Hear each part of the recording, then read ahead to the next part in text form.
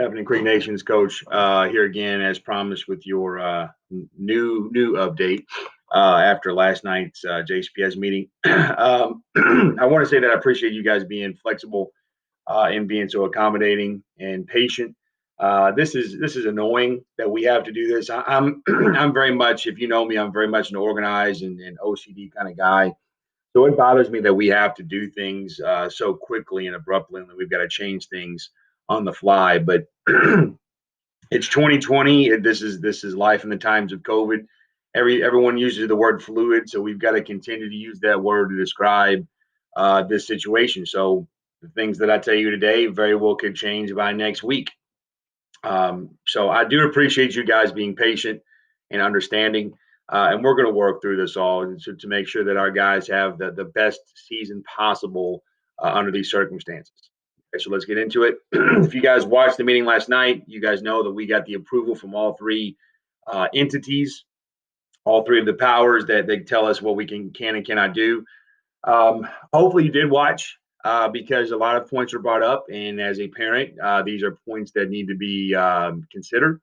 Governor Bashir gave the go-ahead despite his fears and despite his Dr. Stott getting up there on the press conference and telling you all the scary stuff about COVID. But it's good to make informed decisions, and like we talked about yesterday, this is ultimately a decision that you and your sons have to make regarding football. Okay. And we will understand, and we're going to be in your corner 100%. Just understand also that whatever decision is made is made. We don't want the flip-flopping stuff, and we want to make sure that when we move forward, we move forward 100%, whether that your son is playing or not playing. But you got questions, feel free to call me. We'll talk about those more in depth. All right. Acclimatization. KHSA has a rule that was recommended by the NFHS. I'm giving all these acronyms. They sound fun. What you need to know is this is how we prepare guys to get ready for a football, as a sport as physical as football. By rule, every player has to have 11 practices in these certain conditions before they are allowed to participate in their first scrimmage or game. In years past, this is never really a problem because there's plenty of time to let us get to this point. But this year, this is going to be an issue, and this is why attendance is important. This is why attendance is mandatory starting today. Practices happen in helmets. You have to have 5 practices in helmets. That's why we're practicing Tuesday through Saturday of this week. I know we haven't been doing Fridays. I know that's a tough situation if guys are working and whatnot. We'll work on it. Same thing with Saturday. Saturday can be an issue for transportation purposes, but we have to do our best to get these 5 days in as soon as we can because of the circumstances. Saturday was going to be field cleanup day anyway. The players were supposed to have already been there. This is something that's been on their calendar. It's something that they've been reminded of from their coaches. So it shouldn't be much of an issue about Saturday. But we want our guys to be able to participate in games. So Saturday, and because this isn't a problem just for us. This is what everybody in the city is likely going to do in order for them to meet the requirements. Okay. So Tuesday through Saturday of this week will be helmets. Then our 3 practices in uppers, that's helmets and shoulder pads, that has to happen next week. We have 5 days for those 3 practices, and the following week we have 3 practices for full equipment. We only have 4 days for that because Monday is Labor Day, and we will not practice on Labor Day. We'll practice Tuesday through Friday of that week. So you really only have 4 days to get in your 3 practices. What does this mean for us? It means that attendance is very, very important. It means that now is the time where guys start weaning themselves out from that 60-man roster, because attendance is going to be one of the things that how we determine who gets to play and who does not. Okay. Again, don't get it wrong. Okay. Things are important. Family things are important. There are occasions and special events and circumstances that arise. We want to help everybody out through this process, but we also want to make sure that those who are following this process are being rewarded the way they should. So, again, biggest thing is communicate. Right? Any issues come up, holler at me and we'll discuss them. Okay.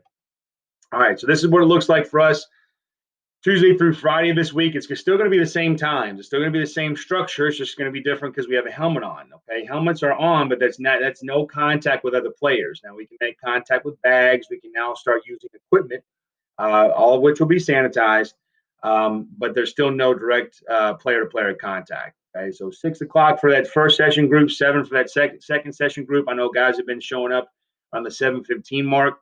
We started changing that the last week before. We started asking guys to kind of come in a little earlier so we can get that check-in process rolling with their health screener and their temperature checks.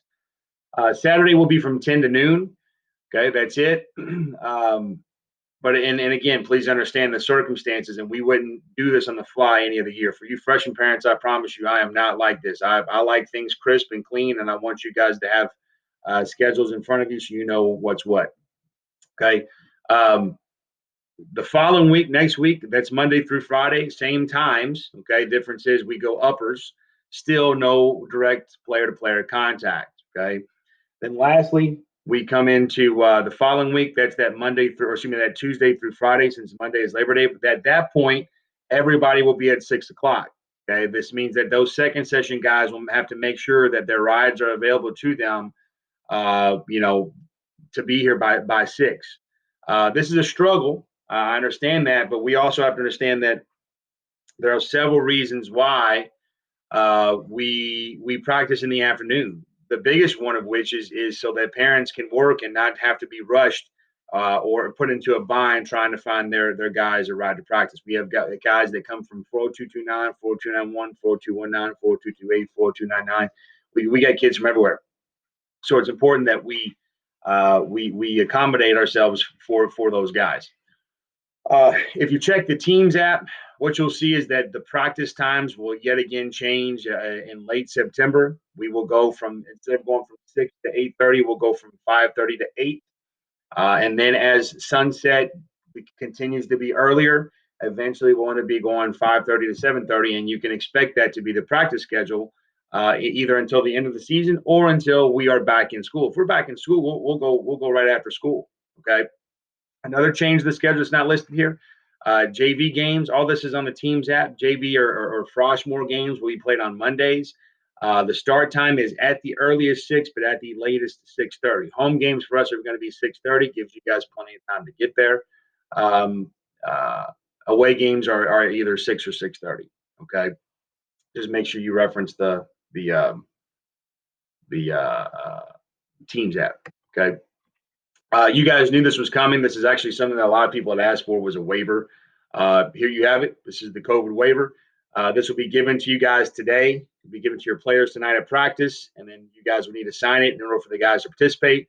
I know this seems rushed, but again, this is the life of COVID, right? This is living in the times of COVID. This is we have to work these things out. But your sons will not be allowed to participate if these waivers aren't turned in the day after they're handed. Okay, so just take a look at it. It's all stuff you already probably know anyway. Okay, pretty much if your son's not following the rules, we can remove them from the team because it's that important. If they allow spectators at a game and you're not following rules, you're going to be asked to leave. Okay, it's pretty much all the stuff that hey, you know what's happening, you know what could happen. Hopefully not, but you know what's possible out there. You guys watch the news, you see what's going on. So all this I think is pretty obvious to us, but they do want to put it in a waiver form. Okay. All right, a couple of things we don't know anything about. We don't know anything about uh, crowd sizes. We don't know anything about spectators. What's going to be allowed. We're working on the NFHS streaming service. Hopefully, that's going to be up and running for us by September 18th. But again, stay tuned. They'll make decisions about that down the road. Official protocol. Right now, we're following the state guidelines. If there is a positive test, the KHSAA has submitted their plan. They're waiting for the health department to approve of that. Once that happens, we will follow their plan. And once I know their plan, you will know their plan. Lastly, testing. This is something that a bunch of people have asked us about is mandatory testing and things like that. We cannot make it mandatory. That was mentioned last night in the board meeting. And there's no plan on us implementing COVID tests with our guys, mainly because as of the last week or so, the new advice that has come out from both the WHO and the CDC has been no symptomatic patients should really be testing themselves for COVID-19. You should only be getting a test if you're showing symptoms or if you've been around someone who tested positive. With that being said, then we technically are not allowed to even encourage you to do so if the CDC and the WHO are not encouraging you to do so. So it's different in the SEC and the ACC. They got bajillions of dollars that they can do with that stuff. We obviously don't. Um, but we're going to encourage guys to follow those guidelines. If you're asymptomatic, we're good. We're going to continue to do what we're doing. If you're showing symptoms, or if you're around someone that tested positive, you need to get tested. If you get tested, you still have to quarantine.